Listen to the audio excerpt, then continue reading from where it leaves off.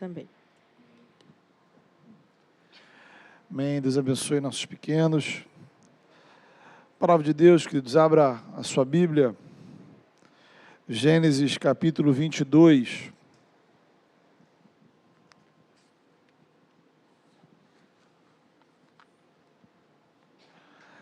Livro de Gênesis, capítulo número 22. E a gente vai estar lendo a partir do versículo 1.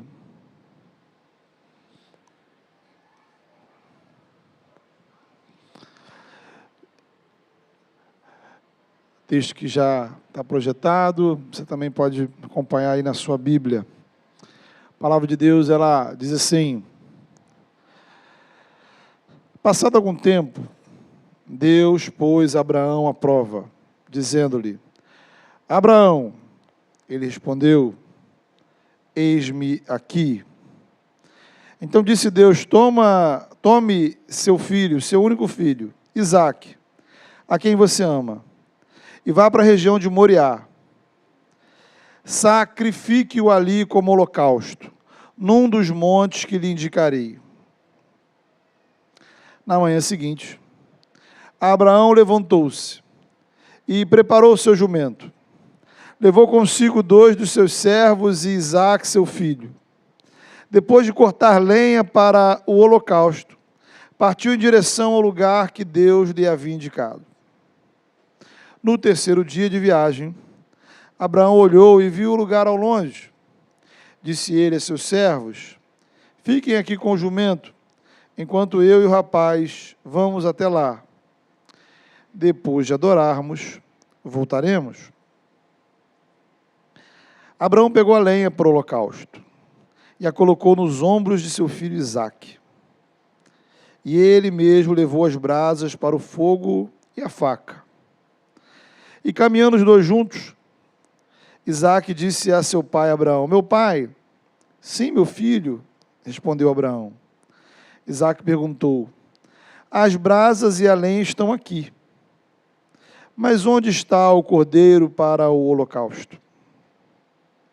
Respondeu Abraão: Deus mesmo há de prover o cordeiro para o holocausto, meu filho. E os dois continuaram a caminhar juntos. Quando chegaram ao lugar que Deus lhe havia indicado, Abraão construiu um altar e sobre ele arrumou a lenha. Amarrou seu filho Isaque e o colocou sobre o altar, em cima da lenha. Então, estendeu a mão e pegou a faca para sacrificar seu filho.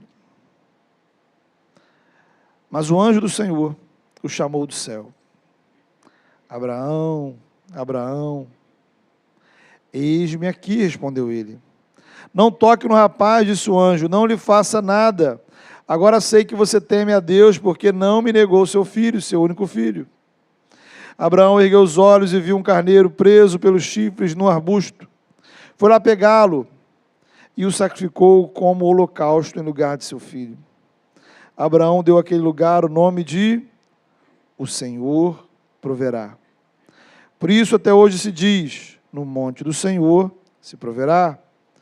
Pela segunda vez o anjo do Senhor chamou do céu Abraão e disse: juro por mim mesmo, declara o Senhor, que por ter feito o que fez, não me negando seu filho, seu único filho, esteja certo de que o abençoarei, farei seus descendentes tão numerosos como as estrelas do céu e como a areia das praias do mar. Sua descendência conquistará a cidade dos que lhe forem inimigos. Por meio dela, todos os povos da terra serão abençoados, porque você me obedeceu. Então voltou Abraão e seus servos, e juntos partiram para Berseba, onde passou a viver. Amém. Queridos irmãos, esse texto nos fala de uma jornada, uma peregrinação de fé. Já temos falado algumas vezes aqui sobre Abraão. Pelas minhas contas aqui, deve ser a minha 7ª pregação sobre Abraão nessa série. E Na maioria das outras, nós vimos a Bíblia deixar muito clara os erros, os equívocos, os deslizes, os erros de Abraão.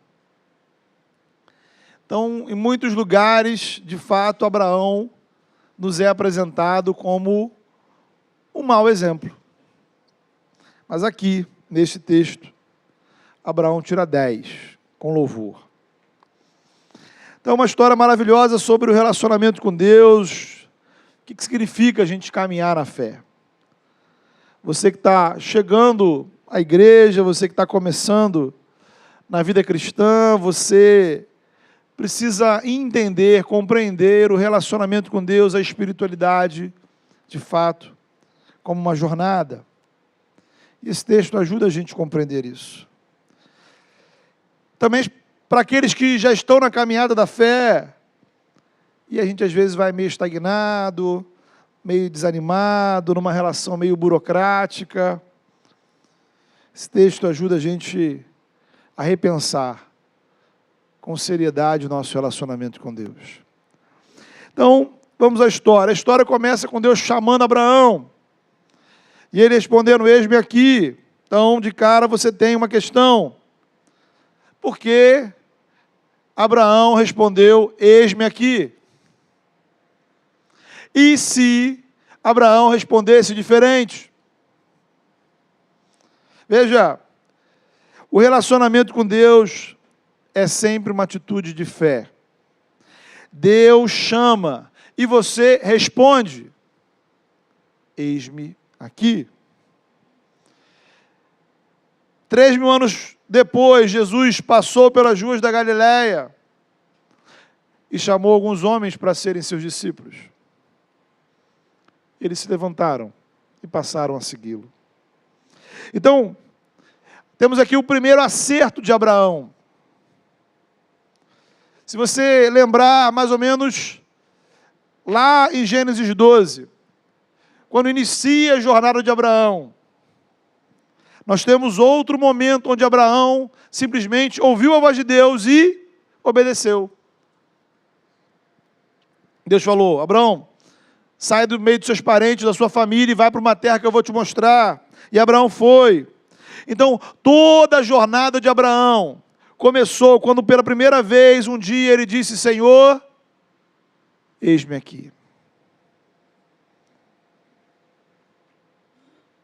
Será que essa é a resposta que você dá ao Senhor quando a voz dele chega até você? Infelizmente, muitas pessoas respondem não com eis-me aqui. Elas respondem com um talvez. Quem sabe? Vou pensar sobre o assunto, Senhor, vou considerar. Mas no momento eu preciso de mais informações. Talvez outro dia. Nesse momento, Senhor, eu tenho alguns problemas para resolver, a minha agenda está um pouco ocupada, eu não estou muito com cabeça para ouvir a voz do Senhor. E a gente não responde, eis-me aqui. Note, há duas categorias do chamado do Senhor, né? Ou de chamados do Senhor. Primeira categoria é quando o Senhor nos alcança com poder. O poder do Espírito é a graça que nos converte, você experimenta algo que nunca sentiu, é o milagre sobrenatural da conversão. É um chamado irresistível, é libertador, é transformador, impacta o seu coração, você se sente atraído pela graça. O amor de Deus constrange seu coração e você só vem. A única coisa que você consegue fazer é ir ao encontro do Senhor e responder. Se você já é cristão, um dia, no início da sua caminhada de fé, você respondeu a esse chamado. Se você ainda não é, não se considera, isso pode estar acontecendo na sua vida, nesse momento, nesse período. Agora, existe uma outra categoria do chamado do Senhor. A primeira é a que marca o nosso início de fé. A segunda é para que você que já está na caminhada com o Senhor. Só que, diferente do primeiro, ele acontece frequentemente. Toda vez que você ouve o Evangelho, por meio da palavra, de alguma maneira, Deus está te chamando. Ele está nos desafiando ao aprofundamento da nossa fé, a nos envolvermos mais, a nos comprometermos mais. Ele nos desafia à santidade, ele nos desafia a deixarmos pecados de lado, ele nos desafia a assumirmos compromissos espirituais, amadurecimento, aperfeiçoamento. Ele nos desafia a algumas jornadas de fé muito específicas, experiências que temos com Deus. Tão somente quando respondemos: eis-me aqui. Então essa é a diferença entre o cristão A, o B, o C.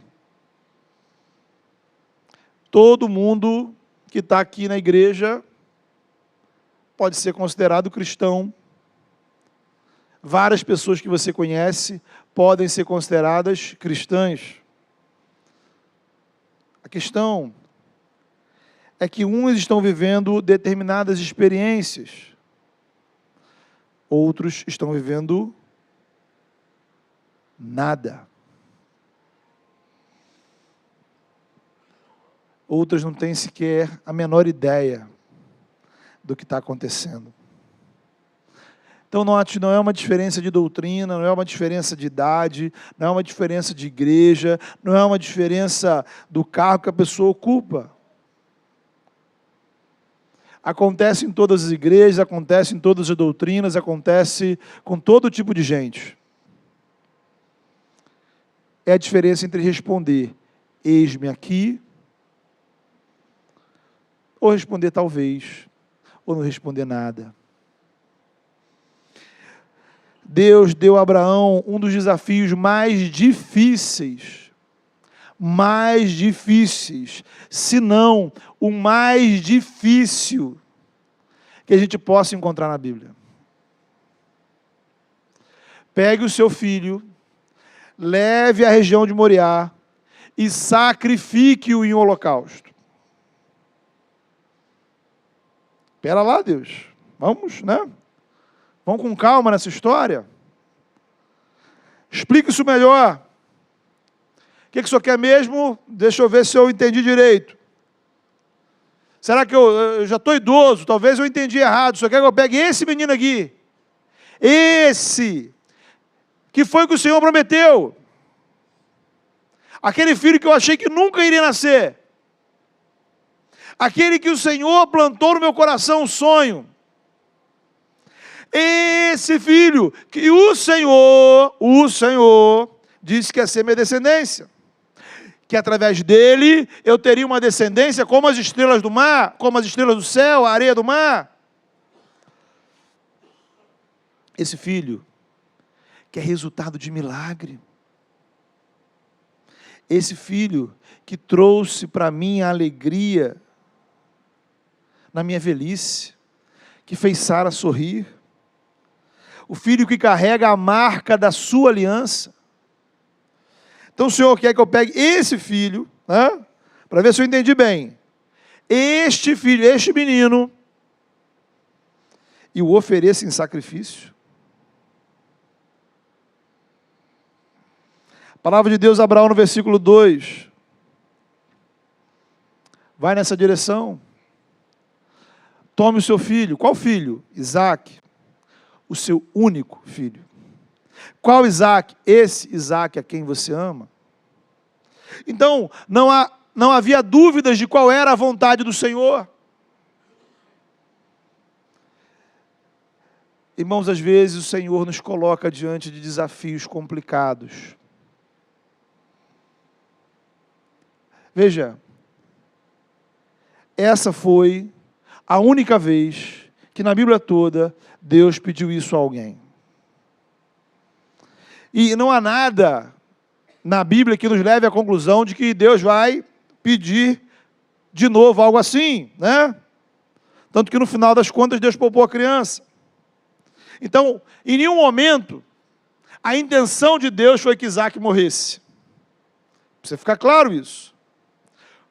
Contudo, O que podemos sim aprender aqui é que, às vezes, Deus nos pede desafios muito especiais e muito particulares.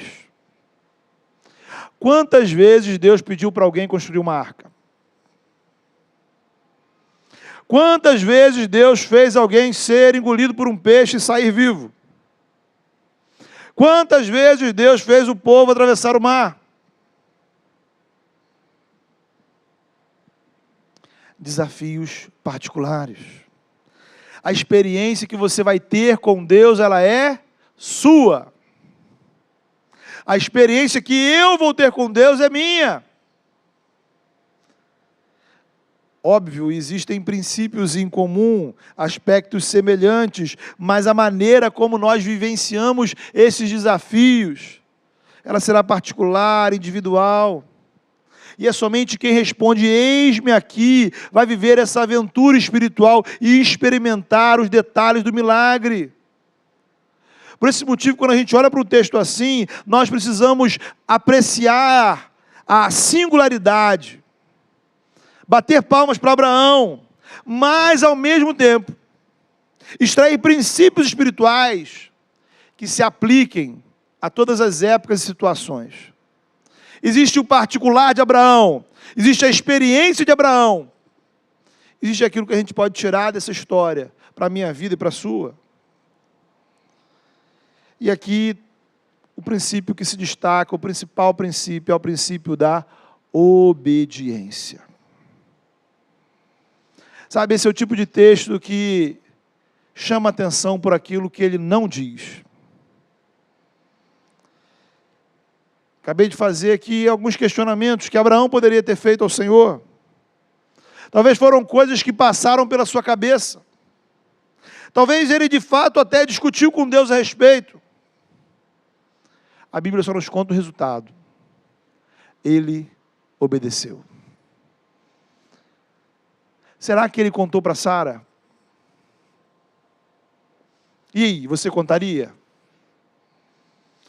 Você, pai, contaria para a mãe que possivelmente essa seria a última vez que ela veria o seu filho? Você, mãe, contaria para o pai que estaria levando o filho dele para o sacrifício? Eu acho que ele não contou, mas o texto não diz nada. Outra questão: o que ele falou para o filho quando saiu? Chamou ele para quê? Com as palavras.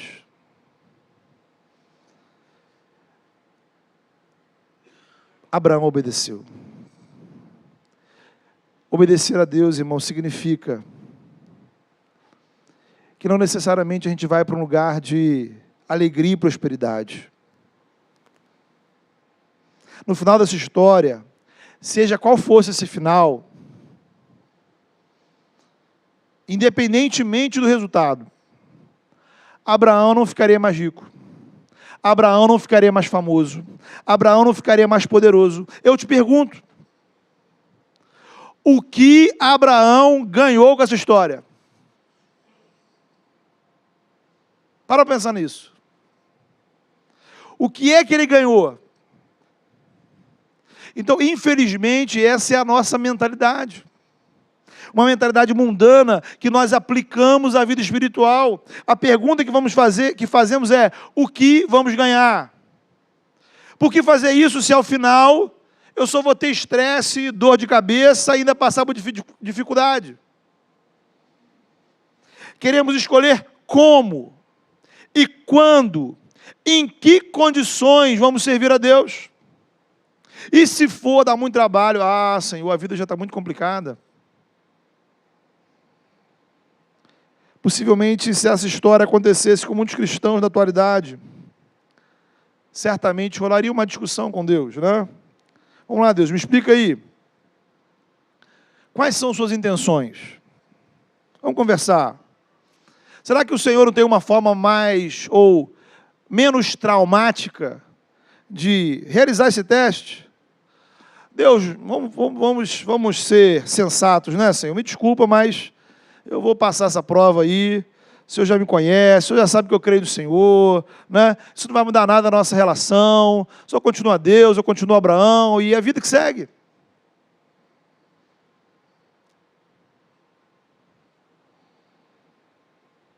Nem sempre os desafios do Senhor vão satisfazer a nossa lógica, irmãos. Abraão obedeceu. Porque às vezes, a única coisa que vamos ganhar em obedecer é experiência com Deus. Nada mais, nada menos. Crescimento. E como já falei aqui uma vez, quem olha de fora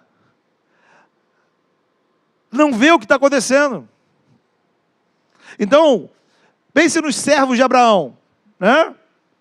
Foram com Abraão até metade do caminho, depois voltaram. Abraão era igual, Isaac era igual. Ele não trouxe nada para casa, não trouxe uma lembrança, não trouxe uma foto, uma lembrancinha, não. Não houve nada físico, material, que ele trouxe daquela experiência. Ele trouxe crescimento com Deus. Crescimento espiritual. Do ponto de vista humano, aquela jornada resultaria em duas coisas. Ou Abraão voltaria para casa sem filho, um grande prejuízo, ou Abraão voltaria para casa com o mesmo filho. E talvez um filho traumatizado, sem contar que poderia ter que dar uma explicação para Sara. Então, humanamente falando, ele não tinha nada a ganhar. Sabe? Só que essa pergunta não está em consideração. E é isso que você precisa botar na sua cabeça. Você precisa questionar o seu próprio questionamento. Você precisa dizer para a sua mente que a pergunta que a sua mente faz está errada. A questão que a sua mente está fazendo, ela não vem ao caso. A pergunta é, quem é que está falando?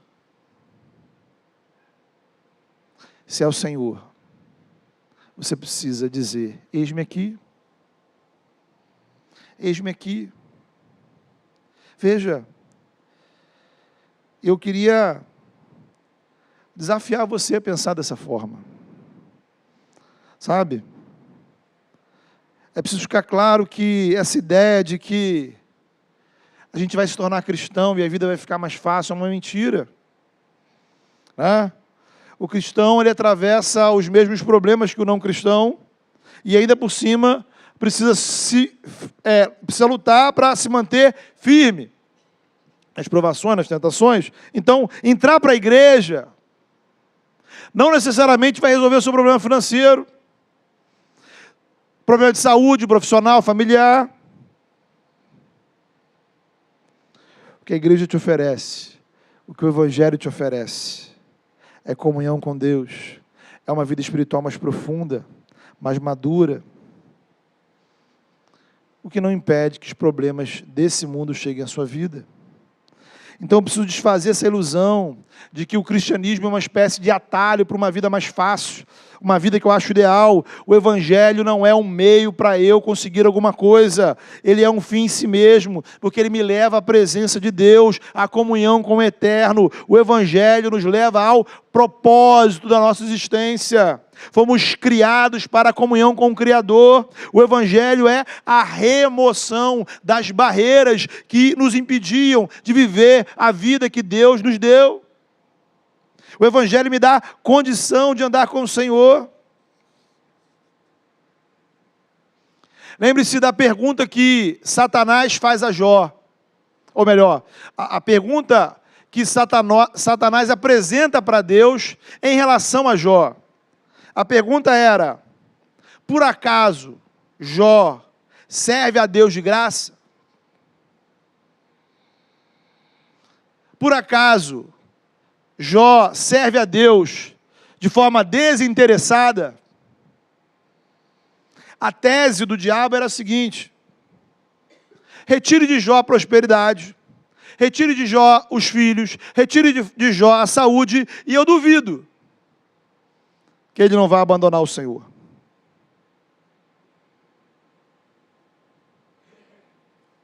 Já pensou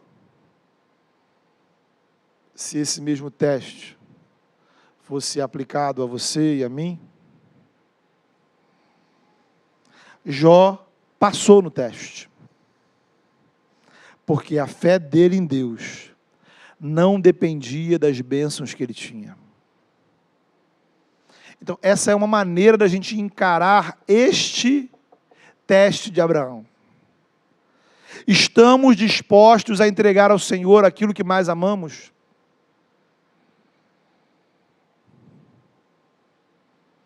Será que a nossa fé e confiança no Senhor estão somente no Senhor ou nas bênçãos que Ele nos dá?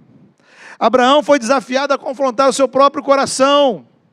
Será que seu filho é um ídolo para você? Sua família, seu casamento, seu trabalho, sua condição financeira, sua saúde, seu corpo. Se por acaso alguma dessas coisas fossem tiradas da sua vida, você serviria a Deus com alegria e fidelidade? Eu sei, é uma pergunta difícil. É difícil para qualquer ser humano. Qualquer ser humano. Mas é uma pergunta que nós precisamos nos fazer. Porque o melhor a fazer por quem amamos é não idolatrá-los.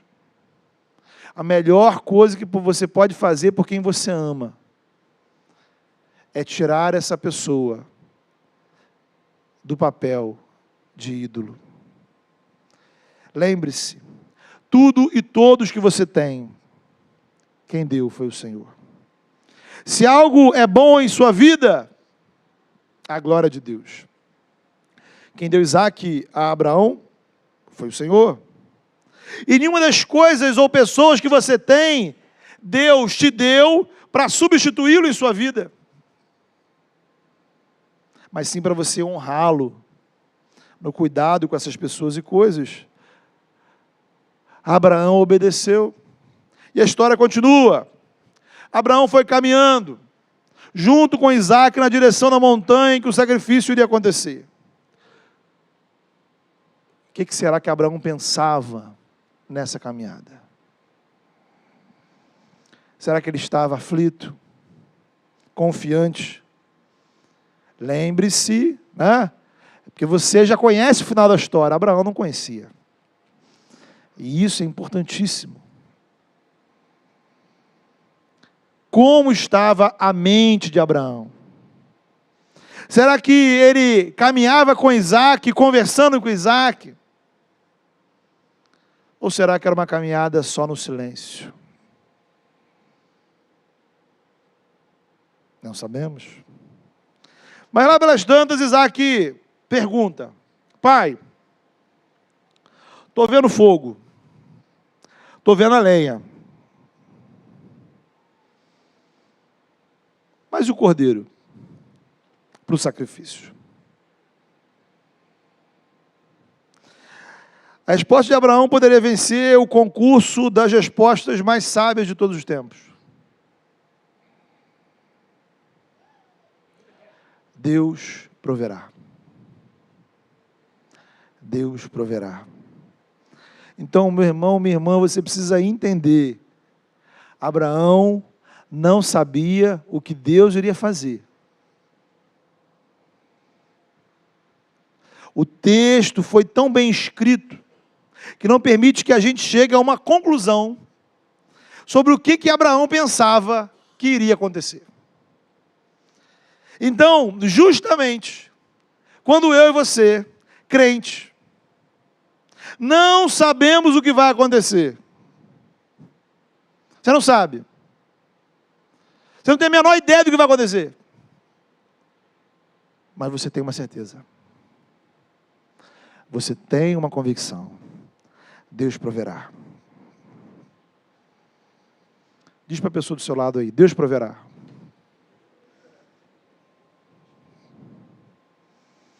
Repete. Repete comigo agora, falando para você.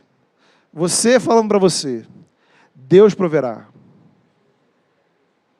Agora foi meio desanimado. Deus proverá. Deus proverá, irmão. Amém ou não? Deus proverá. Deus proverá. Você precisa confiar, crer, acreditar, ter convicção. Não importa o cenário, não importa a circunstância, não importa o futuro, não importa o que você sabe, não importa a jornada. Deus proverá.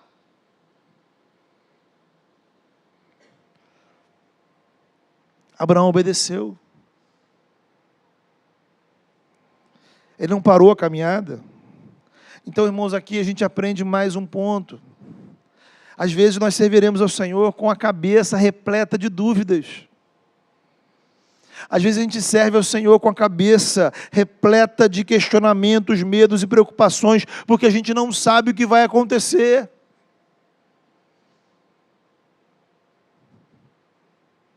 Às vezes você sai de casa para a igreja, de casa para o culto, de casa para o núcleo, de casa para a atividade da igreja que for.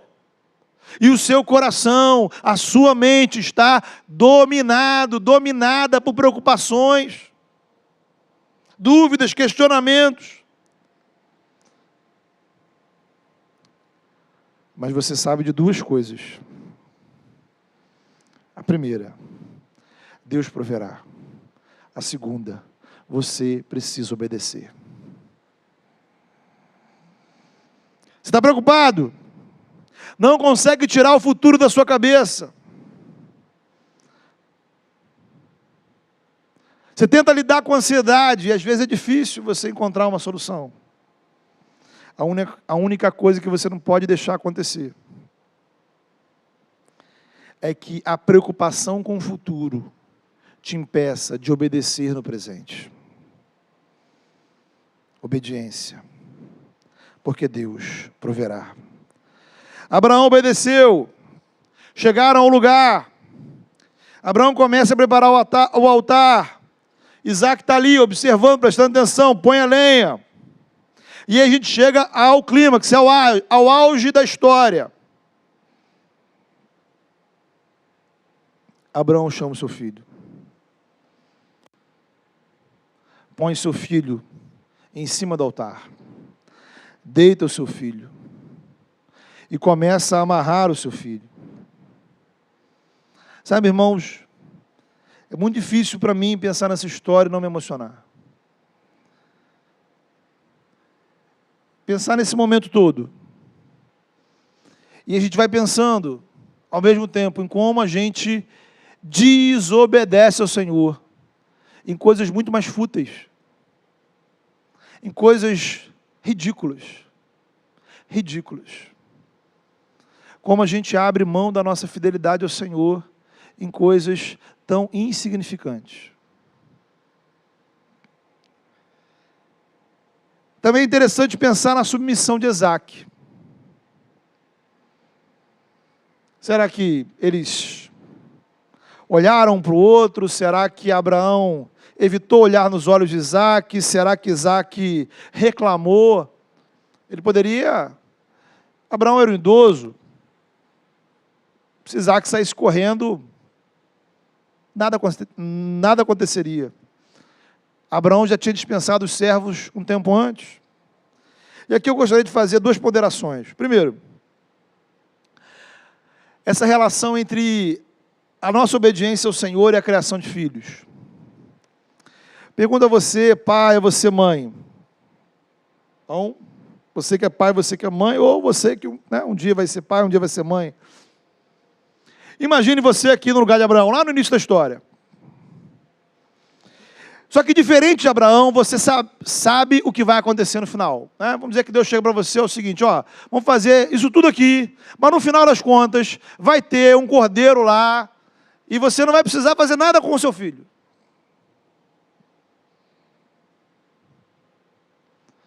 Ainda assim, você obedeceria? Ou mais precisamente, você faria o seu filho passar por isso?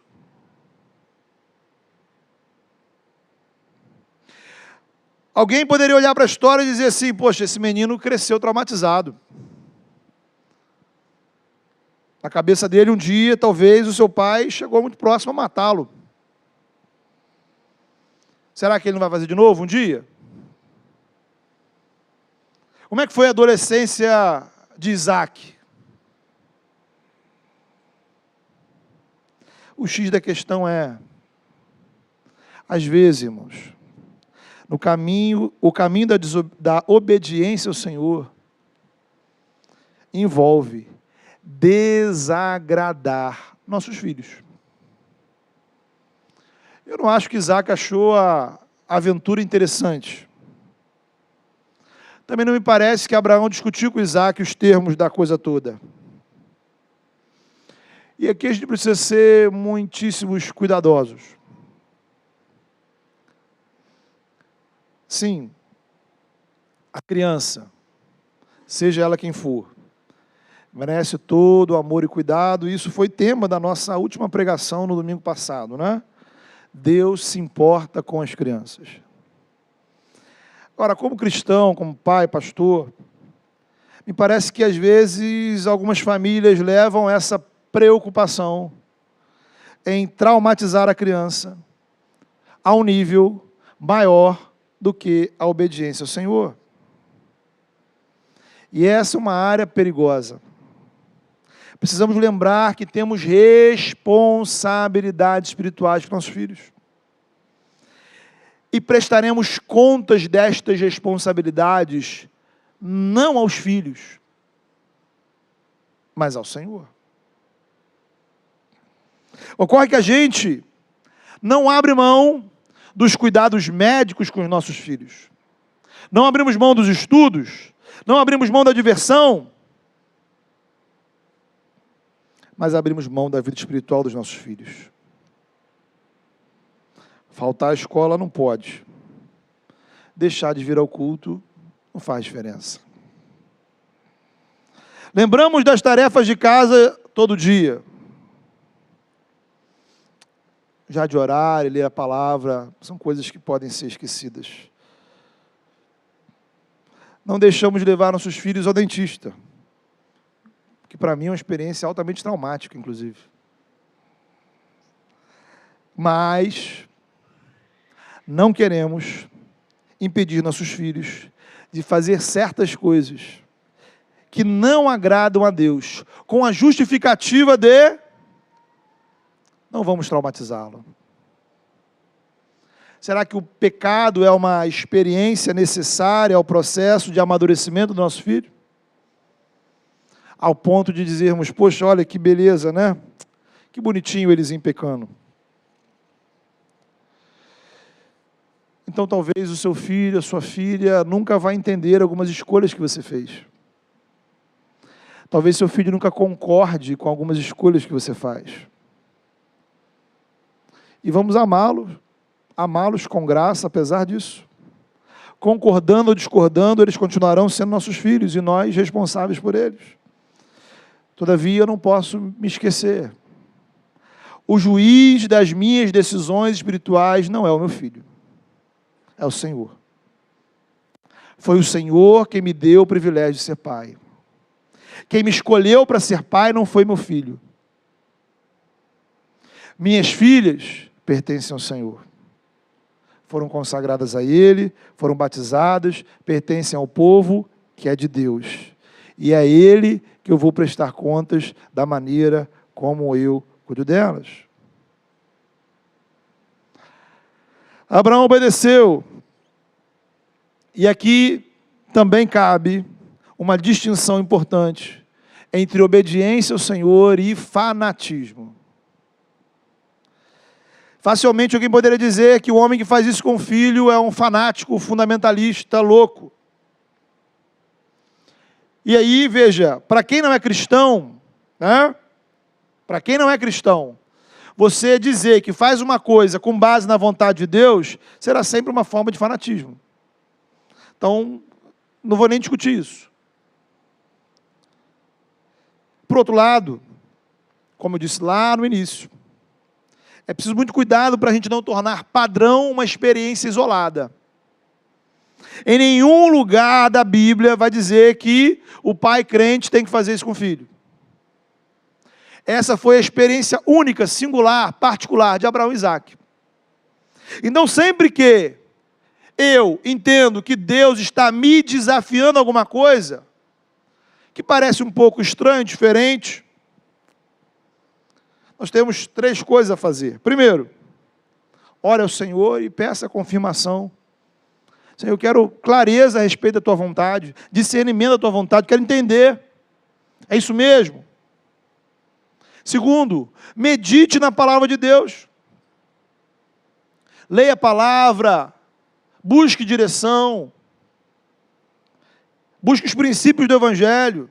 Não é o que está num versículo isolado, mas é o que está na palavra de Deus como um todo.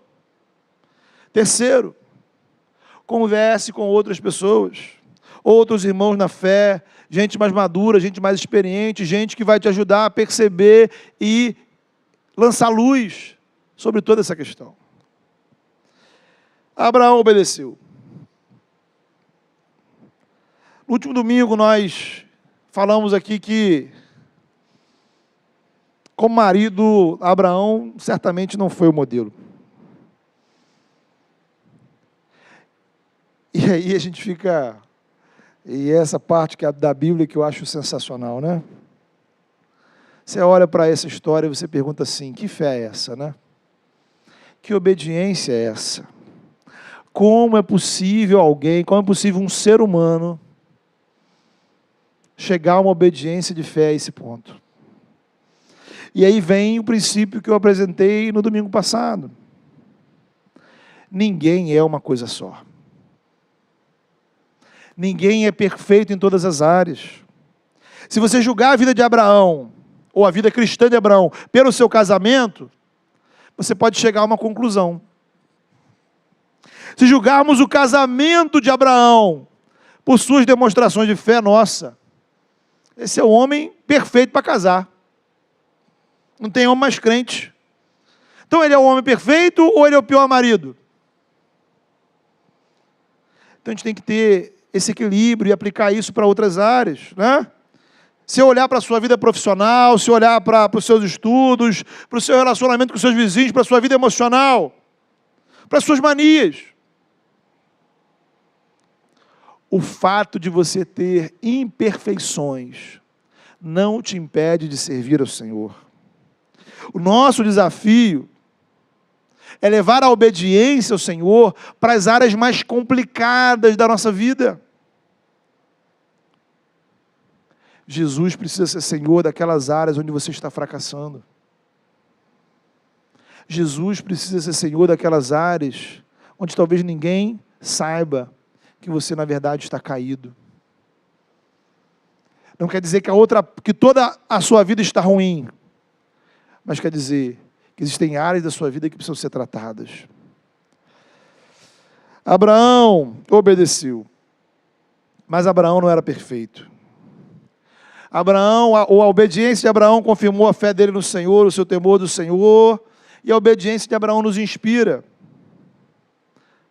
Mas, para a gente fechar, a obediência de Abraão não resolve o nosso problema. Incrível, maravilhoso, fantástico, sensacional, mas e daí?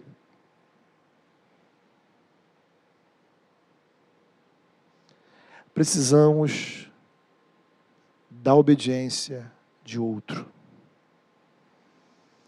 Precisamos da obediência daquele que caminhou para o sacrifício. Precisamos daquele que caminhou para o sacrifício como Isaque, em submissão à vontade do Pai. Precisamos da obediência de Jesus Cristo, o Filho de Deus que morreu por nós na cruz. O Deus que deu a Abraão, que proveu a Abraão o carneiro para o holocausto, é o Deus que nos deu o seu único filho. O Deus que poupou o único filho de Abraão, não poupou o seu único filho. A sua salvação, a minha salvação, custou a vida do Filho de Deus. E isso aconteceu porque era necessário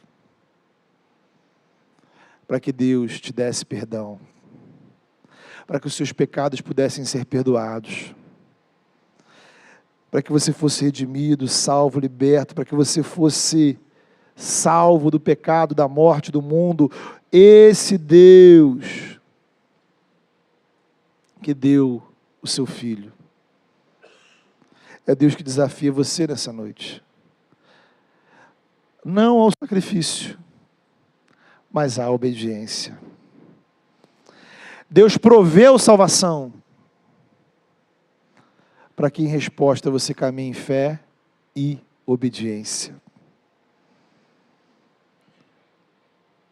A história termina com Abraão levantando os olhos, enxergando o carneiro, o animal que iria ser usado no sacrifício. Eu imagino o alívio de Abraão nessa hora.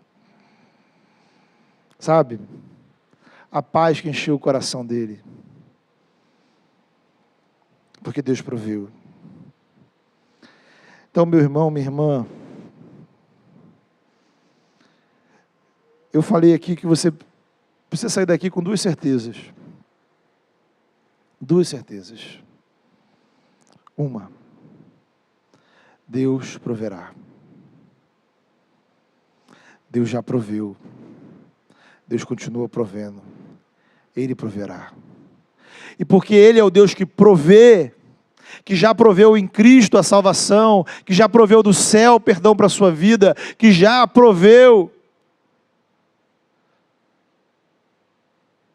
você precisa caminhar em fé e em obediência. Abraão não sabia o que ia acontecer, mas ele confiou que Deus iria prover. Então eu não tenho como dizer para você o que vai acontecer. Você não sabe o que vai acontecer. Mas nós podemos caminhar em obediência, porque neste caminho da obediência, Deus irá prover. E aí você vai dizer como no início: Senhor, eis-me aqui. Eu vou, Senhor, eu vou na obediência, eu vou nesse caminho, porque eu sei que no final, o que vai acontecer? Deus vai prover. Então a pergunta é: você confia no Deus que provê? Você está disposto a caminhar em obediência ao Senhor? Feche seus olhos. Vamos falar com o Senhor nessa hora.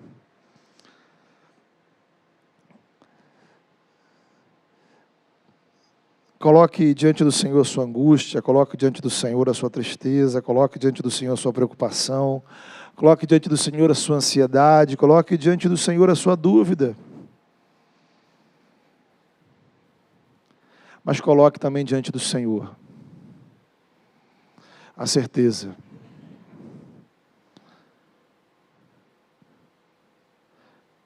se você ouve a voz do Senhor, se você ouve o chamado do Senhor para a sua vida, se você ouve com clareza a vontade de Deus e ir no seu encontro, diga para o Senhor: eis-me aqui. Apresente ao Senhor os seus questionamentos, os seus medos, as suas preocupações. Mas peça ao Senhor: Senhor, me fortaleça, para que eu possa caminhar em obediência. Caminhar em obediência não significa que você vai caminhar com todas as respostas, que você vai caminhar com a clareza de tudo que vai acontecer. Caminhar em obediência é caminhar às vezes com medo, com preocupação, com ansiedade, com o coração cheio de dúvidas. Caminhar em obediência é colocar a vontade de Deus acima de toda e qualquer circunstância. Eu vou, porque eu confio no Senhor. Eu confio no Deus que provê. A caminhada é longa. Os desafios são inúmeros. Eu não sei o que vai acontecer, mas eu confio no Deus que provê. E por isso eu vou obedecer ao Senhor. E por isso eu vou me comprometer em obediência ao Senhor.